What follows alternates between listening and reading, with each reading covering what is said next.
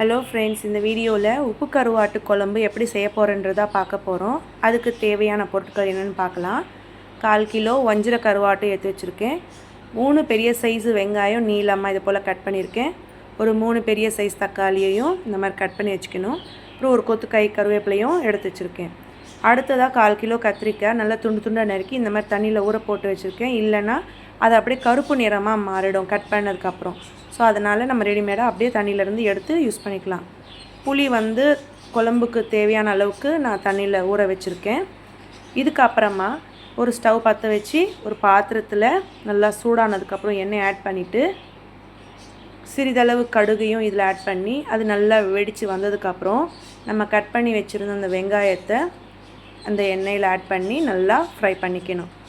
ஒரு 2 மினிட்ஸ் நல்லா மீடியம் ஃப்ளேம்லேயே வச்சு ப்ரௌன் கலரில் அப்படி மாறும்போது கருவேப்பிலையும் ஆட் பண்ணி நல்லா வதக்கிட்டு நம்ம இது கூட கட் பண்ணி வச்சுருந்த அந்த தக்காளியையும் இதில் ஆட் பண்ணிக்கணும்.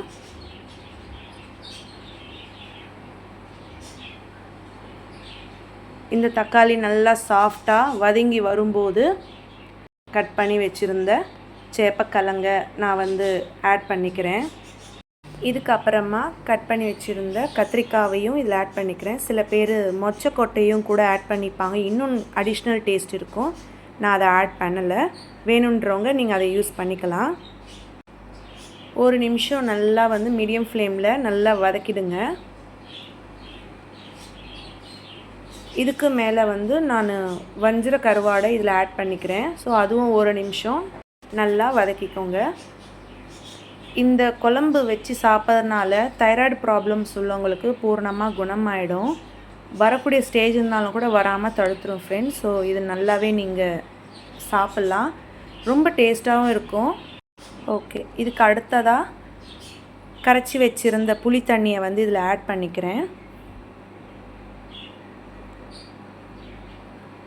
ஸோ இதை ஒரு தடவை நல்லா கிளறி விட்டுட்டு உப்பு தேவையான அளவுக்கு இதில் ஆட் பண்ணிக்கணும். அப்புறம் ஒரு 1.5 டேபிள் ஸ்பூன் நான் காரம் ஆட் பண்ணிக்கிறேன். ஸோ ஹோம்மேடே செஞ்சதால் உங்களுக்கு வேணும்னா நீங்கள் ரெட் சில்லி பவுடரும் யூஸ் பண்ணிக்கலாம்.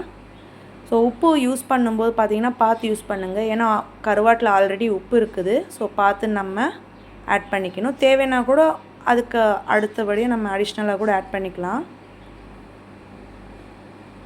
ஸோ இது நல்லா கொதிக்க விட்டுட்டு இந்த மாதிரி பபிள்ஸ் நல்லா வரும்போது நம்ம ஸ்டவ் ஆஃப் பண்ணிக்கலாம். இங்கே பார்த்திங்களா, நான் திக் கன்சிஸ்டன்சி எனக்கு இந்த அளவுக்கு கொஞ்சம் கிரேவியாக இருக்கணுன்றனால நான் இந்த டைமில் நான் ஸ்டவ் ஆஃப் பண்ணுறேன்.